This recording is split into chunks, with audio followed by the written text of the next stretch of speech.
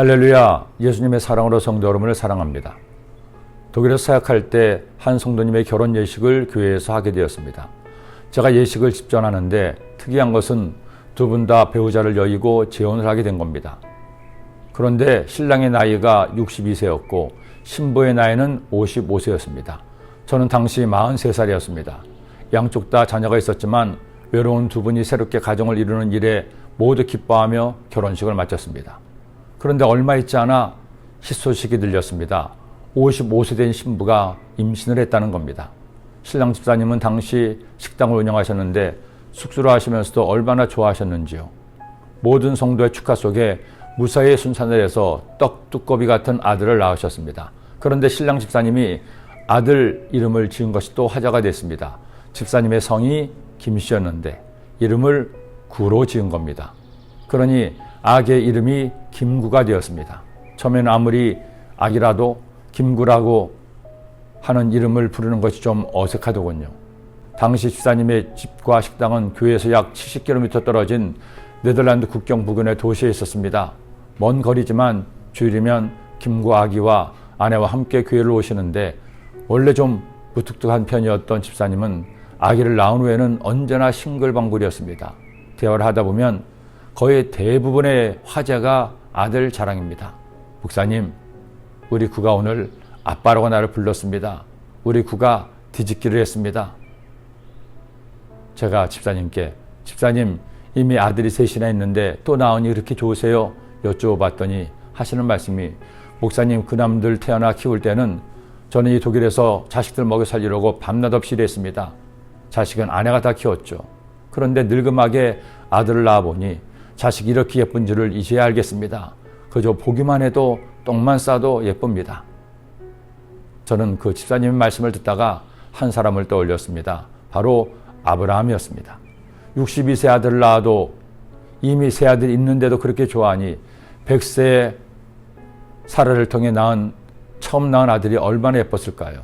얼마나 소중했을까요? 그야말로 불면 날아갈세라 쥐면 꺼질세라 금이야 오기야 키웠을 겁니다. 그것이 하나님 눈에 밟힌 겁니다. 어느 날 하나님께서 아브라함을 부르십니다. 그리고 청천벽력 같은 말씀을 하시죠. 그 일 후에 하나님이 아브라함을 시험하시려고 그를 부르시되 아브라함아 하시니 그가 이르되 내가 여기 있나이다. 야훼께서 이르시되 내 아들 내 사랑하는 독자 이삭을 데리고 모리아 땅으로 가서 내가 내게 일러준 한 산 거기서 그를 번제로 드리라. 아들 이삭을 하나님께 번제로 드리라는 겁니다. 번제란 제물인 짐승을 죽여 불에 태워 하나님께 올려드리는 제사입니다. 그런데 자기 아들을 그렇게 하나님께 제물로 바치라는 것이었죠. 만일 여러분에게 이처럼 말씀하신다면 여러분은 어떻게 하시겠습니까? 저는 이 말씀을 볼 때마다 항상 큰 도전을 받습니다. 아무리 생각해봐도 아직은 아브라함처럼 반응하지는 못할 것 같습니다. 그런데 아브라함은 이렇게 했습니다.